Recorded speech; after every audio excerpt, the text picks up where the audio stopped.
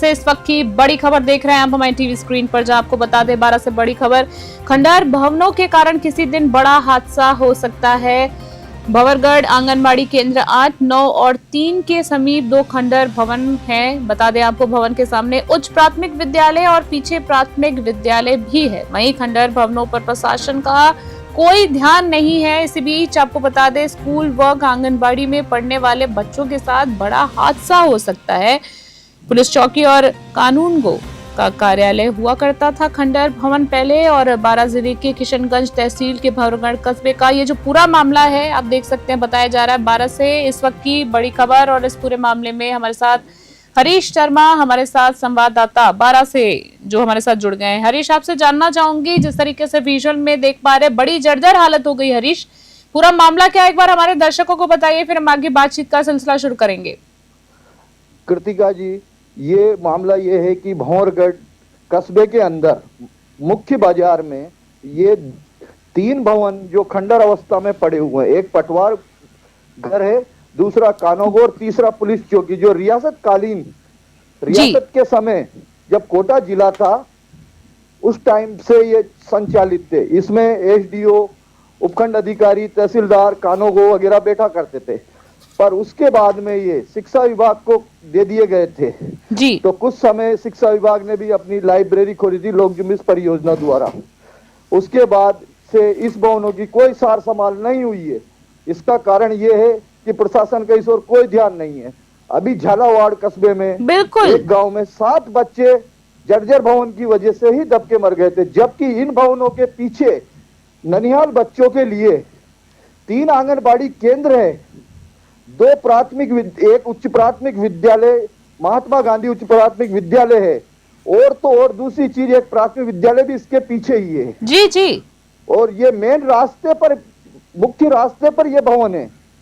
फिर भी इतनी ओर को प्रशासन कोई ध्यान नहीं है। अगर समय रहते इन्हें निस्त नाबूद नहीं किया गया तो कोई दिन ये बड़ी दुर्घटना का रूप भी ले सकते हैं। कई बच्चे व ग्रामीण घायल भी हो सकते हैं। आपसे हरीश, मैं जानना चाहूंगी, यहाँ पे किसी तरीके से किसी की आवाजाही भी है, या ये जिस तरीके से हालत तो देख रहे हैं, पूरी जर्जर अवस्था हो चुकी है, लग रहा है लंबे समय से कोई रह नहीं रहा है। यहाँ पे चस्पा भी लगा हुआ है। यहाँ पे कोई किसी तरह की लोगों की आवाजाही है या खंडर पड़ा हुआ है, और कितने समय से है? ये 3 भवन तो तकरीबन 10 से 15 वर्ष से खंडर पड़े हुए हैं। जी और जी जिस जगह पे ये पंपलेट चस्पा हो रहा है, वो सील जी पैक हो रहा है, वो उच्च प्राथमिक विद्यालय है, उच्च माध्यमिक विद्यालय है, महात्मा गांधी प्राथमिक विद्यालय है।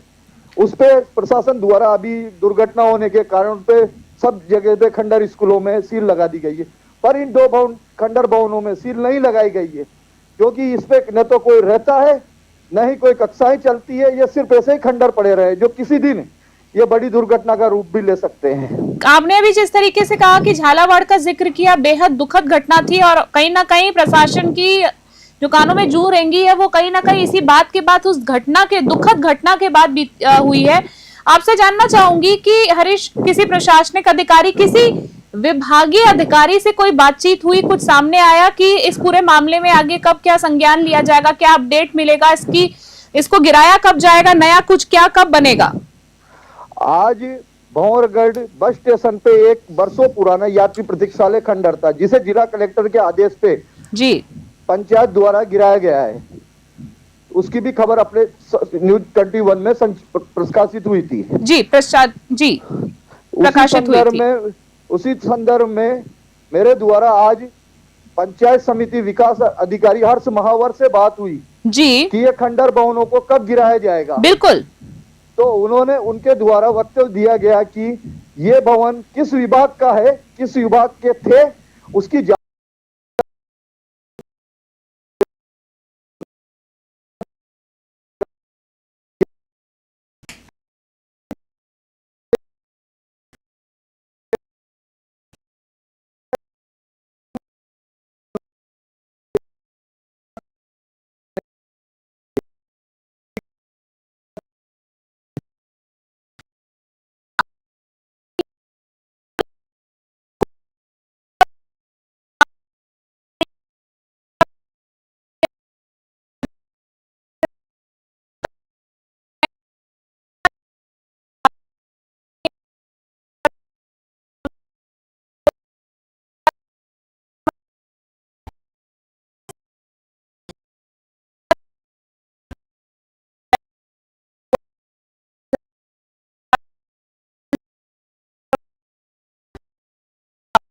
भंवरगढ़ का बताया जा रहा है। बड़ी खबर।